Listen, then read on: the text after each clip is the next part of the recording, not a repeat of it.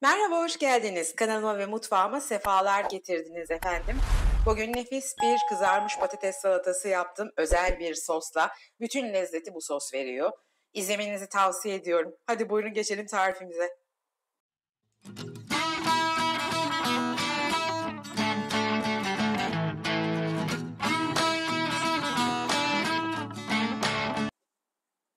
Soyup yıkadığımız patateslerimizi hemen ortadan ikiye bölüyoruz. Yarım ay şeklinde ince bir şekilde dilimliyoruz. Çok cips kadar inceltmiyoruz ama kalın da bırakmıyoruz. Şu incelikte göstermek istiyorum. Hem çıtır çıtır olmalı hem de çok fazla cips kadar kıvrılmamalı. Bütün patateslerimi ben şimdi böyle yarım ay şeklinde doğrayacağım.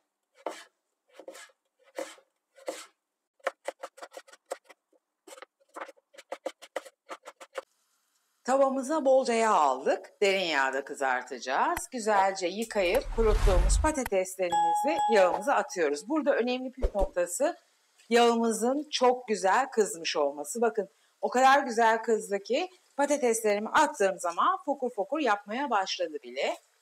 Patateslerimizi de yıkadıktan sonra mutlaka bir temiz mutfak kağıt havlusuyla kurularsak hiçbir sıkıntı olmadan güzelce patateslerimizi kızartabiliriz. Şimdi patateslerimi hiç ellemeyeceğim. Sallayarak, kırmadan güzelce ara ara karıştıracağım. Patateslerimiz kızarırken biz de asıl önemli olan nefis sosumuzu yapalım. Patateslerimiz kızarıyor. Hemen bir yemek kaşığı kadar biber salçası alıyoruz. Üzerine 2 yemek kaşığı kadar elma sirkesi.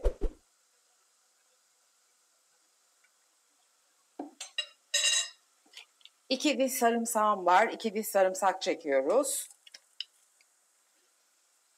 Sarımsağı sakın ihmal etmeyin. Müthiş bir lezzet veriyor. Hemen şöyle 2-3 yemek kaşığı kadar zeytinyağı. 1,5 çay kaşığı kırmızı toz biber. 1 çay kaşığı sumak. 1 çay kaşığı da kimyonumu koyuyorum. Yarım limon var. Yarım limonumuzu sıkıyoruz. 1 yemek kaşığı kadar da nar ekşisi ilave edeceğim. Ama nar ekşisi elzem değil, olmayanlar koymayabilir. Zorunlu değil ama gerçekten çok leziz bir lezzet katıyor. Sadece 1 yemek kaşığı koydum gördüğünüz gibi. Şimdi güzelce bu sosumuzu karıştırıyoruz. Nefis bir koku oldu. Bu sos harika bir lezzet verecek bu patatesimize.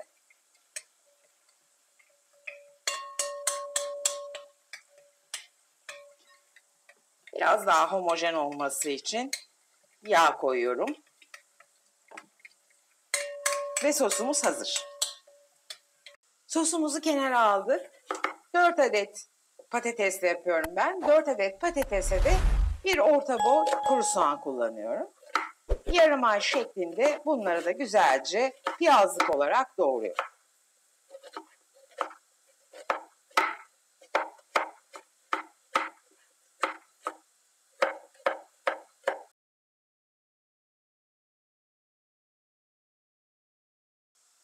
Şimdi soğanlarımın üzerine birazcık tuz serpip elimle güzelce ovuyorum. Yıkamayacağım ama. Sadece ovup biraz yumuşatacağım ve birbirinden ayrılmasını sağlayacağım. O kadar.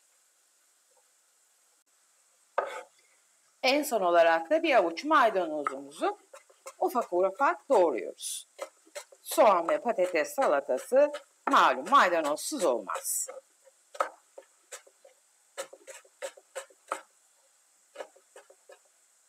Patateslerimi son olarak ara ara karıştırdım. Nar gibi çok güzel kızardı ve hemen çıkartıyorum. Nefis bir patates oldu. Her zaman haşlama patates değil, bazen de böyle kızartma patates salatasını da ara ara kendimizi şımartmak ve nefsimizi köreltmek için yapmalıyız bence. Hemen patatesimizi sıcak sıcak sosumuzun içine atıyoruz ki güzelce emsin. Özellikle soslu bir şey yapacağımız zaman Mutlaka kızarttığımız ya da pişirdiğimiz şeyi sıcakken sosla buluşturmak lazım.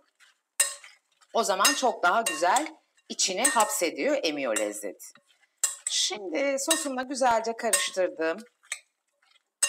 Hemen bu doğramış olduğumuz soğan ve maydanozu da ilave ediyorum.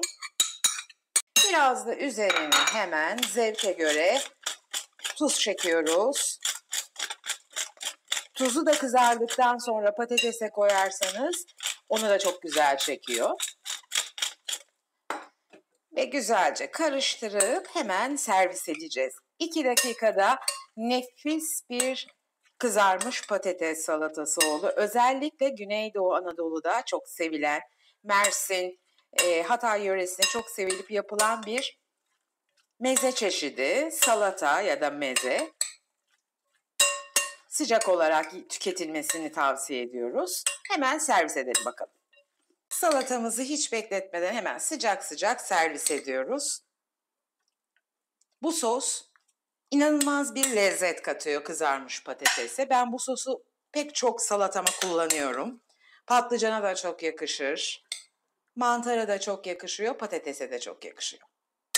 Evet, bugün de bir tarifimizin sonuna geldik. Hemen şipşak nefis bir kızarmış patates salatası yaptık ama özel lezzetli bir sosla. Umarım siz de hiç denemediyseniz evinizde yapıp bu güzel lezzeti ağzınızı tatlandırırsınız. Şimdiye kadar da sıkılmadan izlemişsinizdir umarım. Tarifimi beğendiyseniz videomu beğenmeyi ve henüz kanalıma abone değilseniz kanalıma abone olup daha sonra yapacağım tariflerden de haberdar olmak için bildirim zilini açarsanız çok sevinirim gerçekten.